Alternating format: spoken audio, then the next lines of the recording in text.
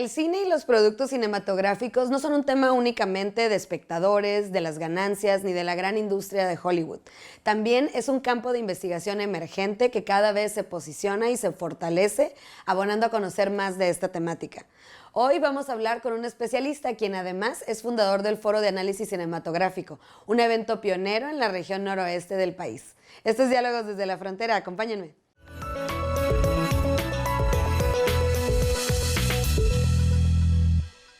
Hola, bienvenidos y bienvenidas a Diálogos desde la Frontera.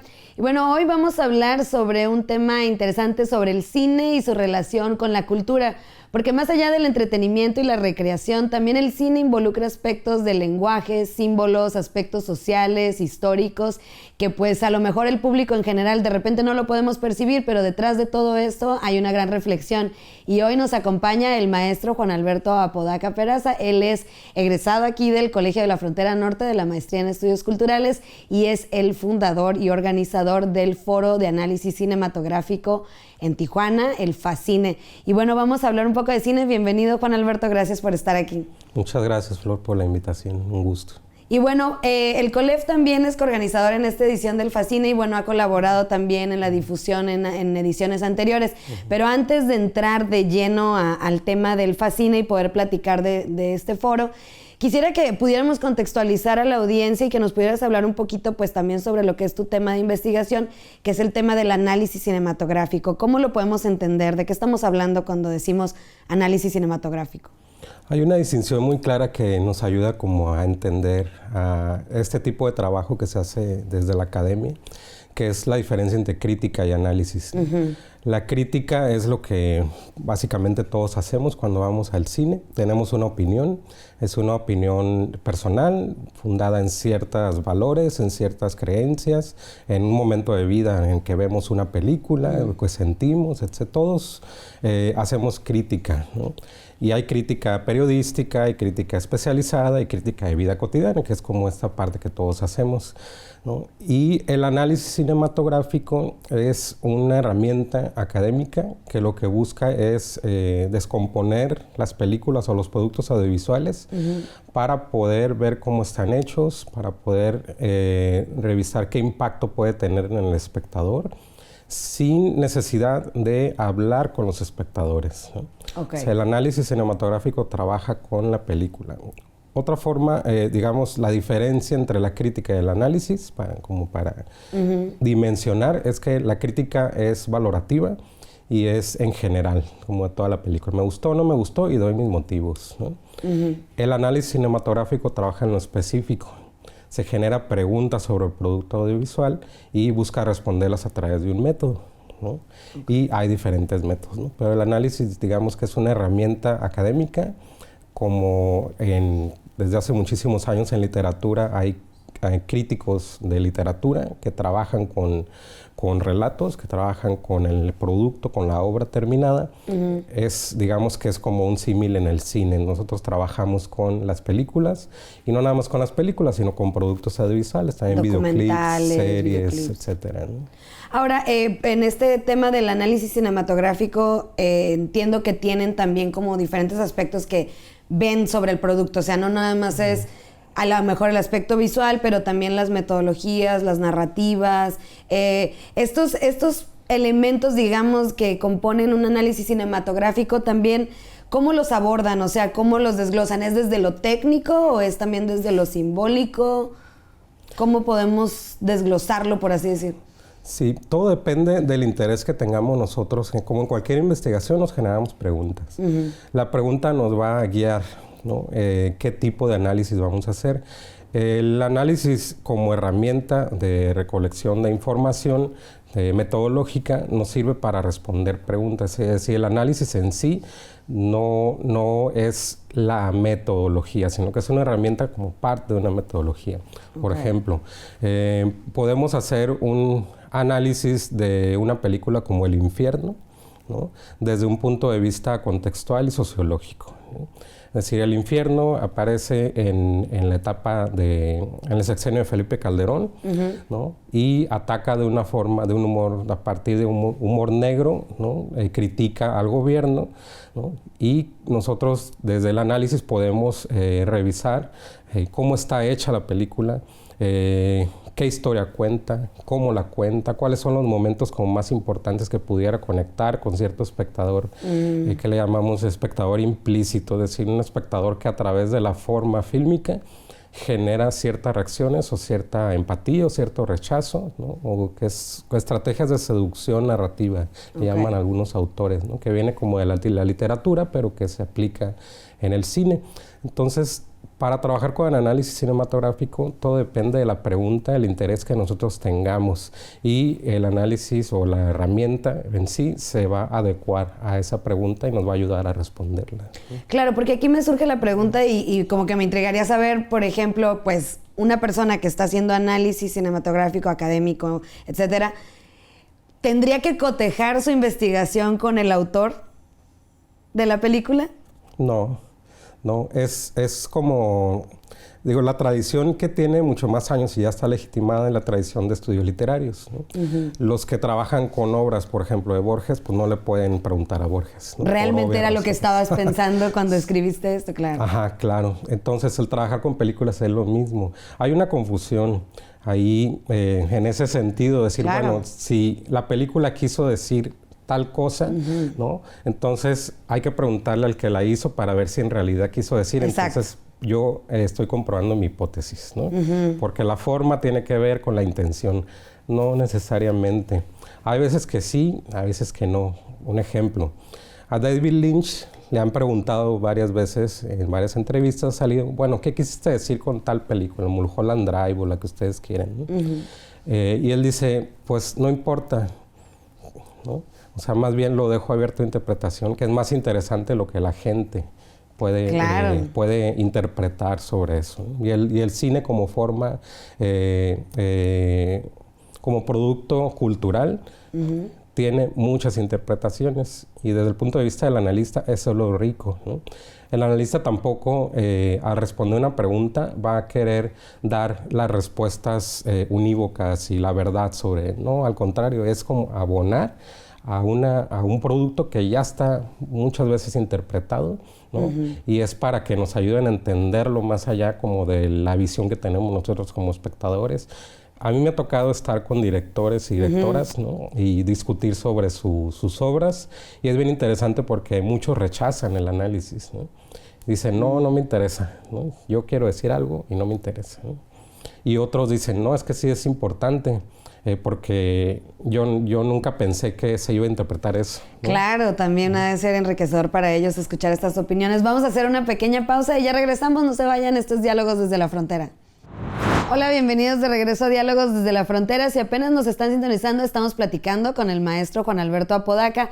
Él es el organizador y fundador del Foro de Análisis Cinematográfico, que inicia aquí en la ciudad de Tijuana, y bueno, ya tiene 9 ediciones. Esta es la 9ª edición, Juan Alberto.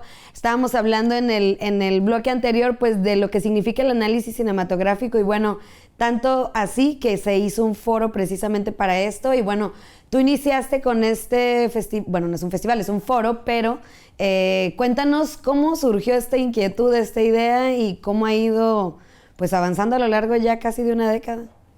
Sí, bueno, una inquietud fue al poder participar en otros foros, congresos similares que existen en Ciudad de México, en Guadalajara. El centralismo es fuerte, ¿no? Y hay muchas opciones en ese sentido, pero pues en el centro, en el Bajío, etcétera. Y al ver como el tipo de expresiones que hay acá en Tijuana, que hay en la Facultad de Humanidades en UABC, en algunas universidades se dan clases de análisis, de teoría del cine, ¿no? Pues se me ocurrió convocar, ¿no?, a instituciones y hacer este evento para poder tener un espacio de diálogo de gente que estamos interesados acá, de estudiantes que se empiecen a foguear tanto en la organización como en la parte académica, es decir, como ponentes, y que vinieran también gente de otras ciudades de México, pero también de otros países, para generar esta discusión de trabajo, de redes, etcétera. y surgió en 2011 precisamente en el COLEF, cuando yo era estudiante de la maestría. Lo propusimos acá y a partir de ahí se ha podido hacer de manera independiente.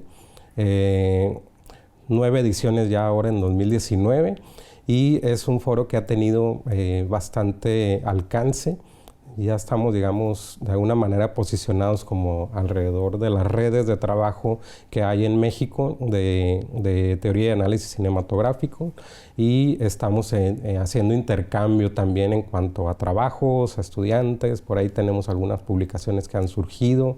Hemos inspirado también a algunos académicos e investigadores para que hagan trabajos relacionados con análisis de cine. Ha sido muy fructífero el evento. Como cualquier congreso, es esa manera de congreso, ¿no? Se lanza convocatoria, se reciben, se revisan y se tienen días de trabajo con mesas de ponencias, ¿no? Hay líneas temáticas que ya definimos, unas líneas temáticas nosotros que nos diferencian de otros congresos o foros que existen en el país, y eso nos ha ayudado a mantenernos por estos 9 años, y espero que sigamos cada año muchos haciendo. más. Oye, Juan, pero una de las cosas de ahí es la parte esta de los abordajes en cada de las líneas temáticas. Una de las cosas que mencionábamos ahorita en lo que platicamos era que, bueno, hay una línea temática y entonces se buscan trabajos o se convoca a participar con trabajos que aborden de manera a lo mejor general o entre otras temáticas relacionadas a esto, cine y frontera, pero también esto que hablabas, y por ejemplo en esta edición están hablando del cine regional. Y lo que mencionaste antes se me hace muy importante y me gustaría que nos hablaras un poco más sobre los productos en la frontera, el centralismo y los regionalismos que existen, cómo se abordan estas temáticas, cómo las plantean, y no sé si nos puedas hablar un poco de los temas que se han tratado a lo largo del Facine. Sí, en el Facine hemos tenido varios temas, hemos hecho monográficos, es decir, un tema central en donde prácticamente casi todas las ponencias giran alrededor de ese tema. Este año no tuvimos un tema central en sí, sin embargo incorporamos una línea temática nueva que es cine regional o cines regionales. El cine nacional, o sea, el cine mexicano, se entiende como un cine que se hace en el centro del país, ¿no? Hablábamos un poco del centralismo, ¿no? Y hablar de cine mexicano es prácticamente lo que se hace en Ciudad de México, lo que se distribuye de manera comercial y lo que tiene repercusión en festivales, ¿no? Es poco lo que existe, digamos, fuera del centro del país. Afortunadamente en los últimos años ya han surgido, ¿no?, como otras voces que han venido a abonar. En cine se empieza a centralizar de a poco, ¿no? Pero todavía falta mucho camino en ese sentido. En congresos, en foros, en coloquios académicos, cuando se habla, por ejemplo, en una mesa de cine documental mexicano, se habla de cine prácticamente hecho en el centro del país, ¿no? Okay. Entonces, al hablar de cines regionales y hacerlo en una ciudad como Tijuana, lo que quisimos posicionar es esta diferencia, ¿no? Es decir, bueno, hablar de cine mexicano es hablar de todo el territorio nacional, no nada más del centro del país, es hablar de películas que se hacen en otros estados, es hablar de cine universitario, de ejercicios que se hacen con dinero de instituciones educativas, ¿no? Es decir, la amalgama es muy amplia, ¿no? Claro, porque creo que una de las grandes, pues, críticas quisiera pensar, pero como el tema y cuando hablamos, como dices, de cine mexicano, sobre todo los que estamos fuera del centro del país o no estamos en la Ciudad de México, de repente también podríamos no sentirnos representados, ¿no? Por el cine mexicano que siempre es en Ciudad de México, o sea, y también siento como que no se ve este otro cine que pues lo podrían llamar más cultural o de menos presupuesto, no comercial. Pero entonces precisamente es esto, ¿no? Es como destacar esto que se está haciendo en otros lados. Sí, destacar precisamente lo que no es el cine del centro del país, ¿no? Poder hablar y dialogar con el cine del centro del país. Es decir, claro, no se trata de negar el cine que existe, ¿no? Sino de ampliar la visión que tenemos de cine mexicano y no quedarnos en que el cine mexicano es lo que llega a cartelera, lo que gana mucho dinero en taquilla y lo que llega a festivales. El cine mexicano son muchas expresiones, ¿no? Y acá en Baja California tenemos un surgimiento de los últimos años importante, ¿no? Que también este espacio lo que busca es darle voz como a estos autores desde que empezamos, ¿no? ¿Y has visto como un crecimiento a través de estas ediciones del Facine, como en el interés también de los participantes? Sí, Sí, al principio no se entendía mucho de qué iba, ¿no? Como un foro académico, incluso los propios realizadores de aquí locales, regionales, ¿no? Del estado, que poco tenían acercamiento con ese tipo de eventos. Ahora ya ha habido mucha más apertura, ¿no? Y prácticamente hemos nosotros tenido la participación de productores, de guionistas, de directores, de directoras, ¿no? De gente que está en la industria aquí en Baja California y que han participado en mesas presentando trabajos e incluso como espectadores, ¿no? Ya se acercan al espacio a ver qué está sucediendo. Bueno, vamos a hacer otra pequeña pausa y ya regresamos. No se vayan, estos Diálogos desde la Frontera. Bienvenidos de regreso a Diálogos desde la Frontera. Estamos platicando sobre análisis cinematográfico con Juan Alberto Apodaca. Juan, bueno, ya hablamos del FACINE y bueno, ahorita vamos a retomar esta parte del foro, pero tu proyecto de investigación en el que actualmente estás trabajando tiene que ver con otro tipo de cine que es el video home y sobre todo en temas de la frontera. ¿Nos puedes platicar un poquito más de este proyecto? Sí, el video home es una forma de técnica, de tecnología, ¿no? Que surge en los años 80 con los VHS, bueno, beta, VHS, etcétera, y que abarata los costos de realización cinematográfica. Es cine directamente en video, es decir, la traducción literal es cine en video para ver en casa, ¿no? Es lo que, para ir a rentar la película, es decir, toda esta dinámica así como sociocultural que surge en ese contexto, y se denomina el video home en cine de bajo presupuesto. Es un término que ha perdurado, aunque ya no es, ¿no?, la dinámica esta sociocultural de hacer en VHS, o sea, ya no existe eso, claro. Pero se le sigue denominando video home a un cine de bajo presupuesto que no busca, que se hace muy rápido, ¿no?, que se hace prácticamente en un mes todo, desde el guión hasta la producción, postproducción y entrega del trabajo final, del producto final.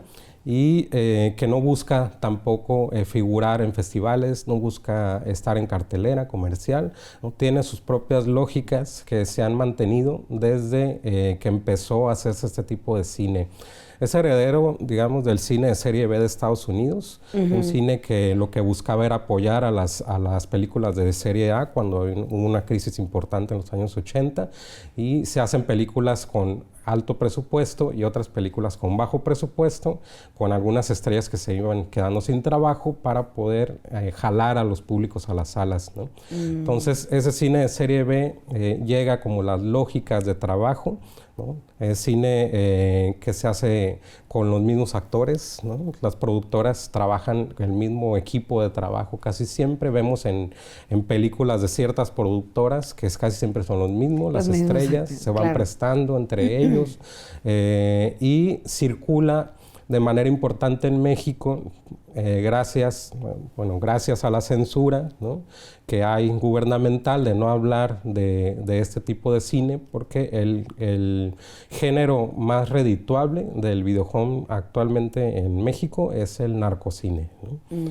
Y ese género de las narcopelículas es el que ha estado censurado, como los narcocorridos, etcétera, por varios gobiernos, ¿no? Actualmente todavía, ¿no?, salió Marcelo Ebrard y López Obrador a decir que hay que hablar de otras cosas, ¿no?, y no prestarle atención a esos contenidos de la narcocultura, etcétera. Y ahí está la narcopelícula, los narcocorridos, etcétera, ¿no? Pero no se puede negar, culturalmente es muy importante. Es un tipo de cine que tiene prácticamente 50 años, ¿no?, desde los años 70 para acá, que no se ha dejado de hacer, ¿no?, y que ha trastocado las lógicas del cine mexicano, el cine mexicano industrial, el cine mexicano de arte. Digamos, yo lo veo así, ¿no?, como cine mexicano industrial que llega a las salas, ¿no?, el cine mexicano de arte el que llega a festivales, ¿no?, y los otros cines mexicanos son los que no están ahí, ¿no? Y el videohome en Tijuana, en la frontera, ¿no?, aquí que se trabaja tanto en San Diego, se vende mucho en el sur de Estados Unidos y se vende aquí en México de manera ilegal. O sea, la piratería es donde se consigue este tipo de películas, ¿no? Y es un fenómeno que no se ha estudiado en la academia. Es un fenómeno por lo mismo como el cine de ficheras, el cine de luchadores, ¿no?, que es un cine de serie B, etcétera. Es como de esta misma lógica que se ha dicho, es la década perdida, ¿no?, cuando se hizo cine de ficheras con López Portillo, ¿no? Cuando culturalmente se consumió muchísimo, ¿no? Y repercutió Claro, muchísimo. era lo que pensaba, o sea, me imagino que es un negocio redituable para quienes las producen. Sí, entonces la academia todavía ha estado como a la distancia un poco a esos temas, cuando socioculturalmente son fundamentales para entender también, por ejemplo, el machismo, ¿no? Por ejemplo, estas diferencias de clases, ¿no? Que se marcan mucho en este tipo de productos, y la violencia, cómo se representa la violencia, los héroes, cómo están construidos, las mujeres también, de qué manera están participando, ¿no? O sea, hay toda una camada de narcotraficantes mujeres, ¿no? Que son protagonistas de películas, ¿no? En el corrido de Chubio Mauricio, que se hicieron una saga de 5 películas, ¿no? Por los ¿De un solo corrido? De un solo corrido.